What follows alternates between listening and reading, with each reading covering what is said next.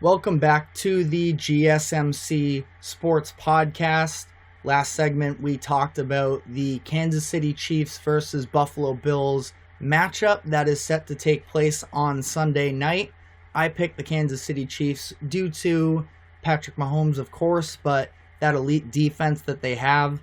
And on that note, we will see how their defense ranks among the top units left in the NFL playoffs. And when I say units here, that is referring to either an offensive group or defensive group on each team. It's not ranking the teams as a whole, but how each side of the ball sort of stacks against one another.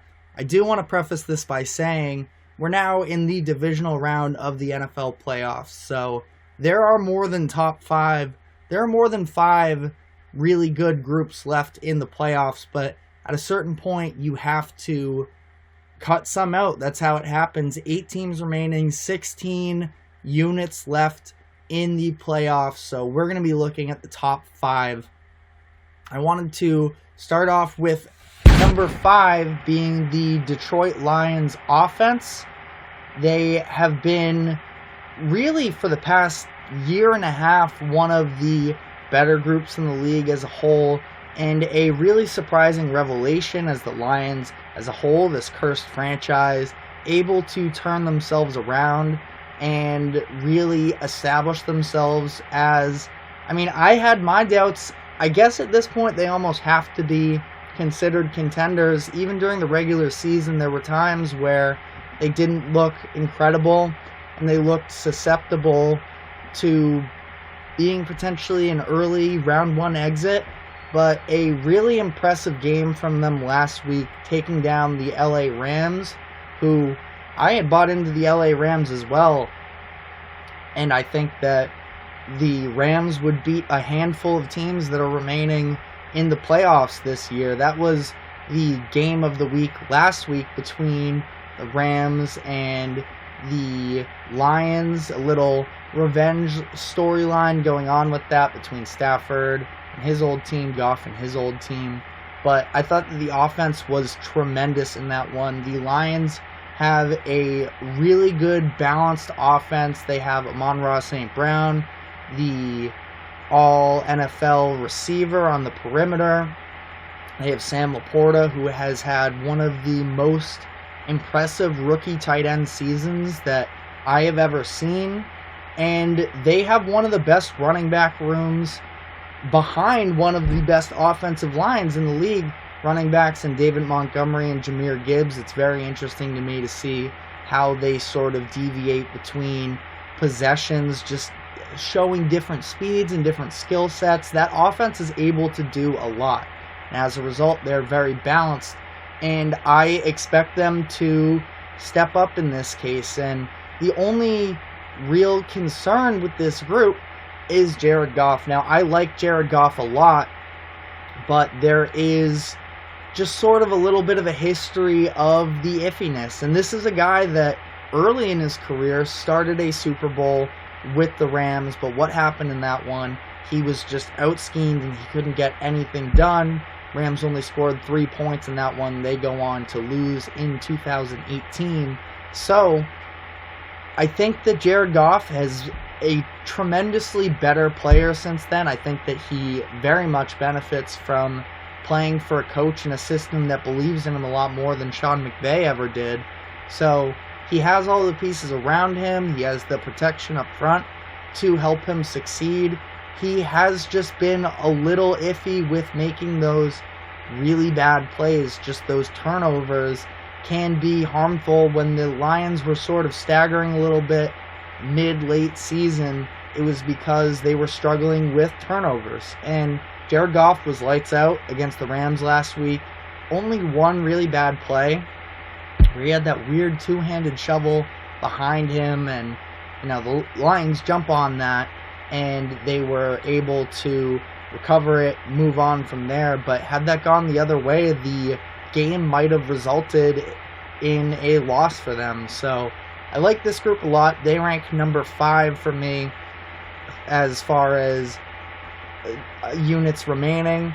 Number 4, I have the Baltimore Ravens offense, and I don't feel great about having them this low. I mean, they are one of the all-time elite run games in the NFL, and especially considering the era that they're currently playing in with all of the pass-happy offenses, they have found a way to really revolutionize the run game. And using this modern quarterback style, the athleticism, the dual threat to its maximum. They came in last year, they fired Greg Roman, they bring in Todd Monken this year as their offensive coordinator, and they have been truly tremendous on the ground game.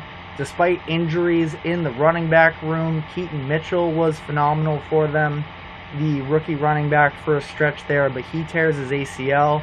And they've just been able to keep it going with Gus Edwards and the entire room. They just brought in Dalvin Cook as well. Dalvin had a very disappointing year with the New York Jets. I'm not sure if he can be a true factor, but the reality is it doesn't really matter who's in at running back because it stems from Lamar Jackson. And Lamar is obviously the big sort of talking point with this because we know how great of an athlete is. We know that he's been injured down the second half stretches of each of the past 2 seasons, and if you go back, he hasn't really established himself as a playoff performer yet. Fair or not, because he's missed the past 2 years in which he's been very good when he plays. The Ravens are so much better when he's under the helm than anybody else. But that's what happens. People are sort of in their right to question whether or not he can pass them, get the ball through the air to lead them to a victory. Number 1 rush offense in the league this year, more than 15 yards per game, more than anybody else at 156.5 yards per game on the ground. 4th scoring offense, but 21st in passing offense, and that's also somewhat as a result of they've been winning a lot of these games. They've just been able to run out the clock. I'm just curious what happens, whether it's this week, next week, or the Super Bowl, if they face a little bit of adversity and they have to come from behind, how will Lamar Jackson be able to step up? Number 3 unit, I have the San Francisco 49ers offense.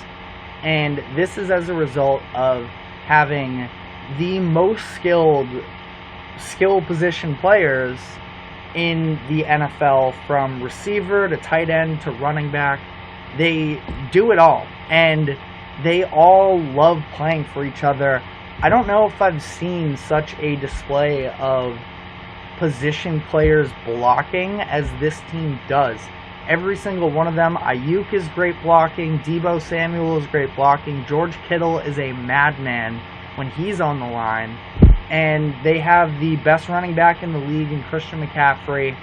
They are just so well versed in every facet of the game. They have that Shanahan offense, which helps benefit their young quarterback Brock Purdy, who really, he has a lot to prove. It's tough, obviously, given the expectations of the 49ers. We've seen this great organization make these deep playoff runs, and last year you could definitely make a case that if Purdy is healthy, that Eagles NFC Championship game goes differently, but we won't see. This team is finally healthy, and that's been the big thing around the 49ers, because all of them, from their skill position players, Deebo, Kittle, McCaffrey, Purdy, and even their star lineman, Trent Williams, their left tackle, they've all missed time of some sort this game, other than Purdy might have actually gone down now that I think about that off the top of my head.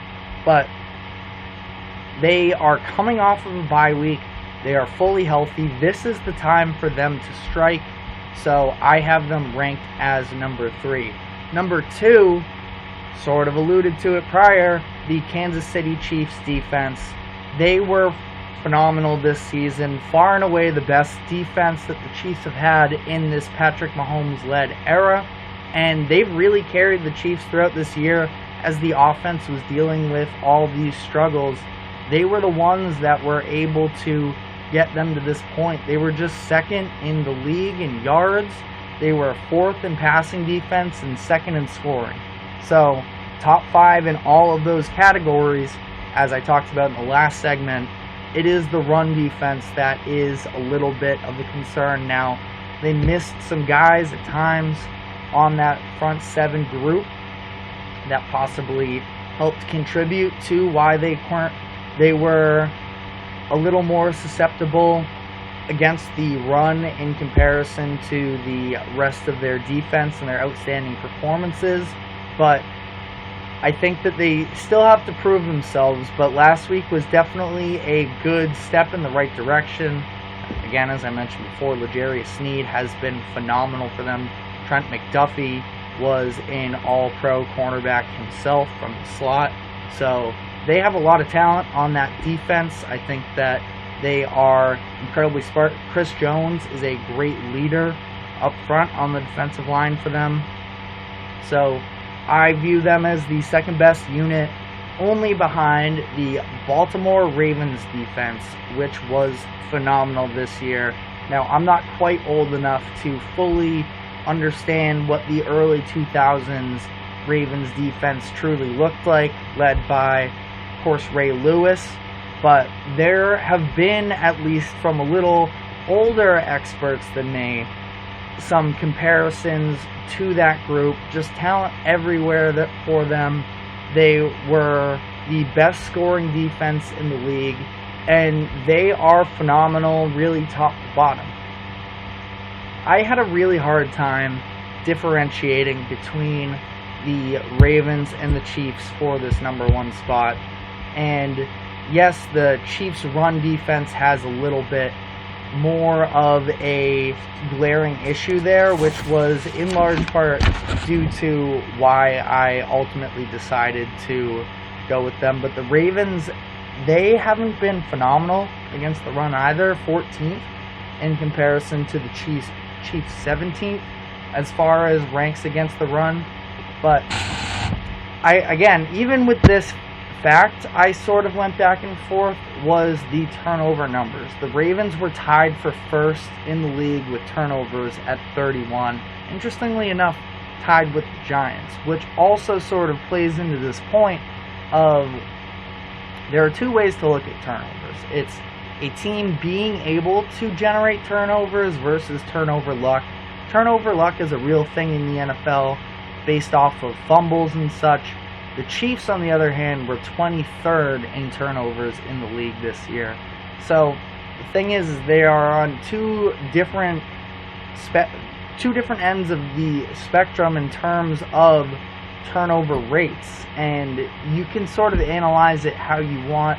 I ultimately decided if the Chiefs were a little higher up, I think that you could make the turnover luck argument a little stronger. For me, I felt as if this is too much of a gap between the 2 teams because forcing other teams to turn the ball over is very important. The Ravens did so 14 more times than the Chiefs. So I think that it's, again, a little bit up for interpretation, but I do think that at the end of the day, it becomes a very important ability come the playoffs to get the opposing team's offense off of the field. The Ravens have been able to do that this season, and they rank as number 1 in my rankings. Now, before we wrap this up, a couple of honorable mentions here. Did not have any Buffalo Bills on this list, and specifically, I like their defense a lot. A ton of names, a ton of first-round picks, whether that be their own drafted first-round picks or acquired, such as a Leonard Floyd and a Von Miller and such. But for me, I think that just too many injuries. Tre'Davious White at cornerback, Matt Milano at linebacker, Terrell Bernard, again, still could come back, but not sure what the status of him is.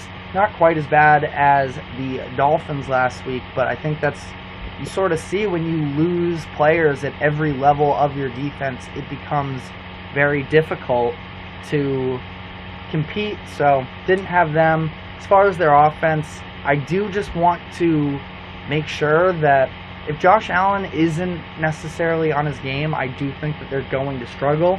I think that it's going to be very interesting to see whether or not there is a run attack against the Chiefs this upcoming week. So it was a hard cut there. And then the other one that I was looking at was the San Francisco 49ers defense. I think that their front seven is incredible. They continued to add to it during the season, adding Randy Gregory, and then at the trade deadline trading for former second overall pick Chase Young. So they were another hard team unit to leave out, but I just don't think that their secondary is phenomenal. They lost Hufanga, their safety, earlier this year, and he was a real impact player for them. I do think that Fred Warner is one of, if not the best defensive player in the league right now. So they were also hard to leave off, but I just feel like that secondary is a little lackluster, and they're still not bad. 49ers were pretty middle of the pack, 14th against the pass, so it's not like it's a true liability for them. And we'll see if their front seven is even able to help that by generating some extra pressure up front.